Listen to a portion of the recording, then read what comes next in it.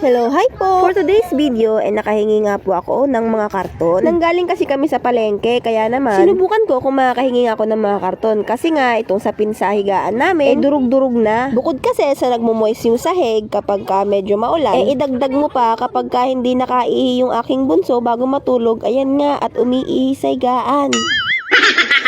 Kaya naman, tingnan nyo nga itong karton namin, oh. Talagang nadurog na sa katagalan. Hey, let me go! Let me go? Di ba pagpainit, let me go? Let me go, hindi let me go. Let me go! Kaya naman, pagkatapos nga namin kumain, agad niya akong naglinis dito sa aming higaan. Kita nyo ba yung walis ko? Ang cute, no? Oh, wag nyong ismolin yan. Kahit ganyan lang yan, panlaban pa yan. Kahit yung totoo, wala pa talaga akong pambili ng bago.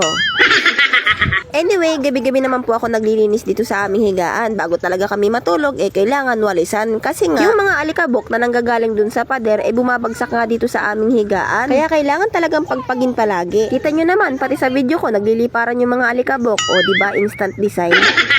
Anyway, kailangan nga po pala kasi may karton yung ilalim ng foam namin. Kasi kung nakikita nyo nga po, yung sapin ng sahig namin, tolda nga lang. Nilagay nga lang namin yan kasi para mas malinis yung hihigaan namin. Sa ngayon kasi, hindi pa talaga kami makapag-provide ng pambili ng linoleum. Kapag ka kasi walang karton yung hinihigaan namin, diretso nga yung lamig sa likod ng mga bata. Kaya madalas pag ganon, nagkakaroon sila ng ubot sipon. Hindi nga rin ako nagpagawa ng papag kasi bukod sa hindi kami kakasya, malikot pang matulog tong aking mga bulinggit. Noon kasi nung may papag kami, madalas nga silang nahuhulog kapag ka natutulog sila. Kaya talagang masanay kami na sa labag natutulog. Ayan nga, at kumpleto nga kasi sila ngayon dito sa kwarto, kaya naman ang daming ang nanggugulo dito sa ginagawa ko.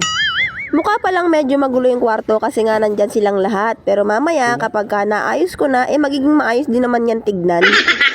Yan nga palang foam namin, ang tagal na rin yan sa akin. Naglalagas na nga rin yung mga maliliit na part niyan. Kaya kapag tinanggal ko yung foam na yan, napakaraming ang alikabok. Yun nga lang, hindi pa nga rin mapalitan kasi nga, medyo tight pa ang budget ngayon. Kaya kung anong meron, yun na lang muna ang pagtsatsagaan. Nilalagyan ko nga rin pala ng lotus yung ibabaw ng foam kasi nga para hindi dumiretso yung lamig sa likod ng mga bata. At kung nakikita nyo nga, sira-sira na nga rin.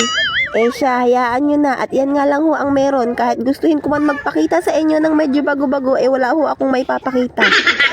Malay nyo ho, sa susunod. Kapag kainayon ng pagkakataon, lahat ng ipapakita ko sa inyo, brand new na. O diba, lakas kong mangarap, no?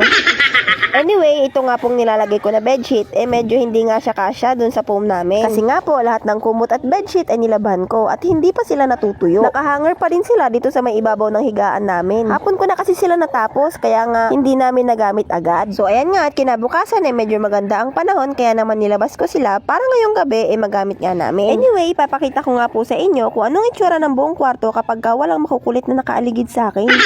Ito ang nilalatag ko, yung higaan ko. Pinupush ko na kasi talagang bumukod sa higaan ng mga chikiting kasi nga, hindi na talaga kami magkasya. Wala na talaga ako makitang space kapag gusto ko nang matulog. Minsan nga kung saan yung makita kong maluwag, doon na lang ako hihiga kahit sa paahan pa yan.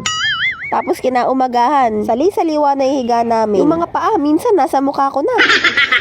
Pinaubaya ko na nga yung foam dun sa mga bata kasi nga para malambot yung higaan nila. At ito na nga lang yung aking higaan. Total, ako lang naman mag-isa. Sa bagay, kahit nandito naman si Bossing, yan talaga yung higaan namin. Kasi nga, ayaw na namin kunin sa mga bata yung foam para komportable yung tulog nila. Ayan nga't pinalitan ko na nga rin yung bedsheet. At ito nga po yung itsura ng kwarto namin kapag matutulog kami sa gabi. Hanggang dito na nga lang po muna. Thank you for watching!